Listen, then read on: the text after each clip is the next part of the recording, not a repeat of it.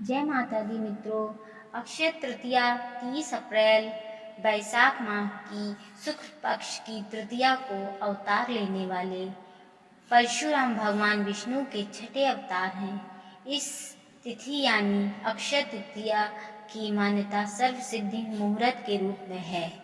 अक्षय तृतीया को भगवान विष्णु ने परशुराम अवतार लिया था। वैशाख शुक्ल पक्ष की तृतीया का सर्वसिद्ध मुहूर्त के रूप में भी विशेष महत्व है। इसे आखा तीज के रूप में भी जाना जाता है। ऐसा माना जाता है कि इस दिन किया गया दान पुण्य अक्षय फल देता है।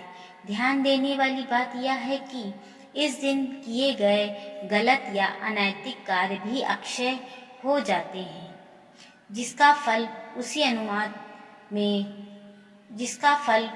अनुपात में अनंत काल तक मिलता है। इस दिन पितरों को किया गया तर्पण, पिंडदान, गंगा स्नान करना अक्षय फल प्रदान करता है। अक्षय तृतीया के दिन जल से भरे घड़े, पंखे, खड़ाऊ, छाता, खाद्य सामग्री और मौसमी फल दान करना पुण्यकारी माना जाता है।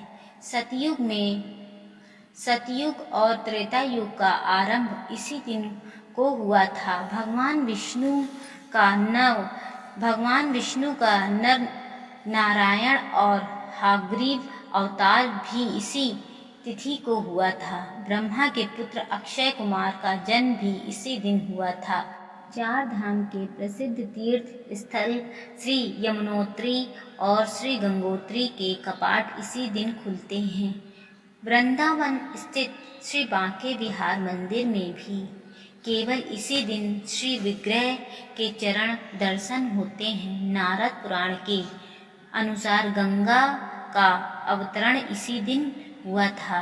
धन के देवता कुबेर को इसी दिन देवताओं का कोषाध्यक्ष बनाया गया था। श्री कृष्ण के बचपन के मित्र सुदामा का मिलन कृष्ण से इसी दिन द्वारका में हुआ था।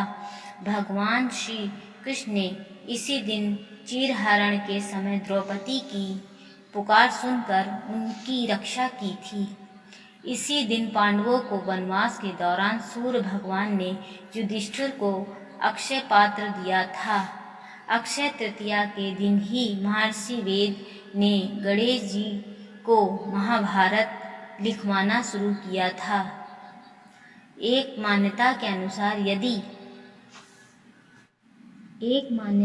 अनुसार आदि शंकराचार्य ने इसी दिन कनकधारा स्तोत्र की रचना की थी। भगवान जगन्नाथ के रथों के बनने की तैयारी भी इसी दिन शुरू हुई थी। इस दिन जैन धर्म के प्रथम तीर्थकर श्री ऋषभदेव भगवान ने 1 वर्ष की तपस्या पूर्ण करने के पश्चात इच्छु षोडशी गन्ने रस से पारायण किया था। इस कारण जैन धर्म में इस दिन को इच्छु तृतीया के नाम से मनाया जाता है।